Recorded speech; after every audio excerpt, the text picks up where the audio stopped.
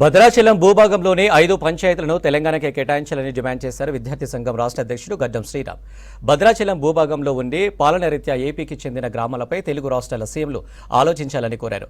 ఈ సమస్యపై ఇప్పటికే పార్లమెంటులో ప్రస్తావించారని, పోదెం వీరయ్య సహకారంతో ఈ సమస్యను కాంగ్రెస్ పార్టీ మేనిఫెస్టోలో చేర్చిందని అన్నారు.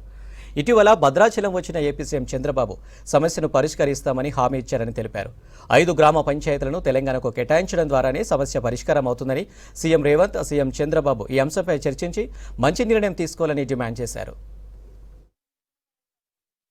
మేము పరిశీలిస్తాం, మా గవర్నమెంట్ వస్తుందని చెప్పారు. ఇప్పుడు మీ గవర్నమెంట్ వచ్చింది, అలాగే కేంద్రంలో కూడా మీకు అవకాశం ఉంది కాబట్టి ఈ సమస్యను పరిష్కరించి నిర్జీవంగా బ్రతుకుతున్నటువంటి ఆ 5 గ్రామ పంచాయతీ ప్రజలందరికీ కూడా జీవం పోయాలని చెప్పి ఇద్దరు ముఖ్యమంత్రులను కోరుతున్నాం.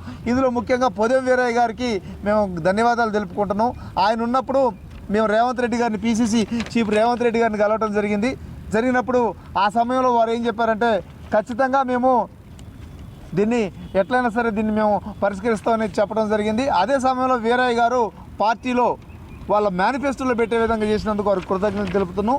అలాగే కిషన్ రెడ్డి గారు కూడా వారు ఏమాత్రం మూమెంట్ చేసినా సరే, కిషన్ రెడ్డి గారు ఏమాత్రం మూమెంట్ చేసినా మేము చట్టం చేసేందుకు మాకు సిద్ధమేనయ్యా, మాకే ఇబ్బంది లేదని అప్పుడున్న కేంద్ర మంత్రి గారు కూడా తెలియజేయడం జరిగింది. కాబట్టి ఇరు రాష్ట్ర ముఖ్యమంత్రులు కూడా దీనిపైన దయచేసి గుర్తుపెట్టుకొని ఈ 5 పంచాయతీలను తెలంగాణకు కలిపి మీరు అక్కడ నిర్జీవంగా బతుకుతున్న ప్రజల జీవితాల్లో జీవాన్ని నింపాలని చెప్పి ఇద్దరు ముఖ్యమంత్రులకి కోరుతూ విజ్ఞప్తి చేస్తూ